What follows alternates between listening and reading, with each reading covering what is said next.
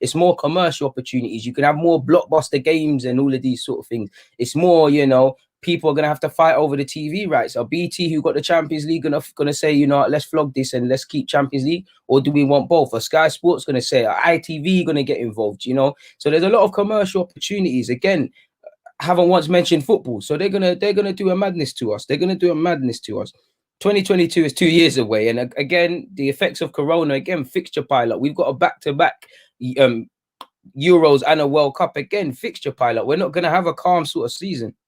Going on from the article, though, apparently top place teams could play in a knockout tournament. Provisional start date as early as 2022. Wall Street Bank JP Morgan are in talks to provide £4.6 billion in funding.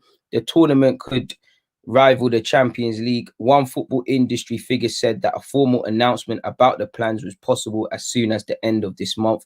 Although on Tuesday, a number of key details, including the full list of participating clubs, had yet to be finalized, and the plans could still fall apart. So again, up to 5 English teams, I'm not going to lie to you lot, people. Again, it's a bit of this project big picture stuff. I can see some teams being open for it. The article specifically said Liverpool and United are up for it. And I don't think Arsenal or Spurs that were mentioned would say no. You've got to remember, Arsenal want to be a self-sustaining model. From a footballing perspective, it's not right. But, we're missing out on a lot of finances through not playing in Europe's elite competition in the Champions League. Could we do up the Europa League thing and Arsenal say, okay, let's try and throw our hat into this European Premier League based thing, whatever is happening sort of thing, people, where we can play in one of Europe's or perspective to be up and coming, one of the biggest tournaments. And, everybody, regardless what I or you say, we are going to watch it, so there is commercial opportunities. And at the end of the day, these are all the fat cats deal with, finances, money and finances. They don't necessarily care about success. Half of these football clubs don't necessarily care about sporting success. It's a business. So I could see Premier League teams jumping out. I'm not saying any Premier League team doesn't want to win. I'm just saying I can see how Spurs, Arsenal, 2 teams not in the Champions League, for example, might, jump at this idea. I can see why Liverpool and United would want to further consolidate things with it. I can see why City are not there. Boy, the article said Spurs would try to join it, my guy. And to be fair, they finished ahead of us for the last couple of years. So what could we say? In fact, even Leicester could chuck it to Arsenal and Spurs and say, when last you man win the Champions League, win the Premier League, apologies. So we'll have to see, but I don't really get positive vibes from it. In principle, as I once said, I'd be open to that competition. It sounds quite good, people, but I just don't think intentions are pure. I think fans will be left to pick up the pay packet.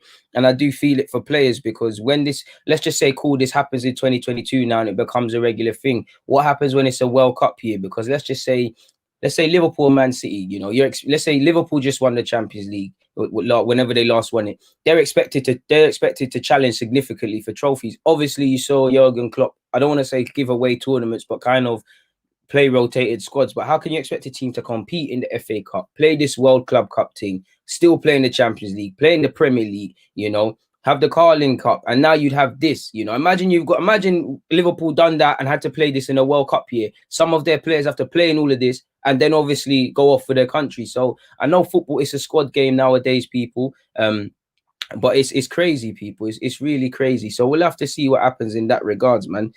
Keeping up with the theme of these organizations doing a Mazzolini, people, apparently UEFA could expand the Champions League to a 36-team tournament in a dramatic overhaul. And this is probably a direct ploy at FIFA, because imagine if you're Arsenal or you're Spurs and you were thinking about joining this, this Super League, and FIFA come to you and say, we're extending the Champions League spots and we're going to give more to England. And, rather than the top 4, the top 6, I'm just saying, because this might not make sense. You might say, all right, cool, F the Super League thing. We're going to stay and do up this one. So again, I think that's a bit of direct competition. Imagine if obviously there's a reality where, UEFA could extend their tournament and obviously FIFA could introduce their thing. Is crazy. But, they could expand it to 36 teams, apparently in a dramatic overhaul that could see teams play 10 group games and a return to one-legged knockout ties from the 2024-25 season. The proposal gives the competition's heavyweight their wish of more high-profile fixtures and also hands more spots to teams from less heralded European leagues, with last season being the first time in the competition's history that the knockout stage solely consisted of teams from Europe's top 5 leagues, the Bundesliga, Serie A, La Liga, Liga, and the Premier League. So again, it might throw out my ideas of more spaces to the top teams. But under the plans, each side would play 10 group matches with one idea with one idea being 6 teams of 6 format, where every team in the group plays each other home and away. The top teams would advance to the round of 16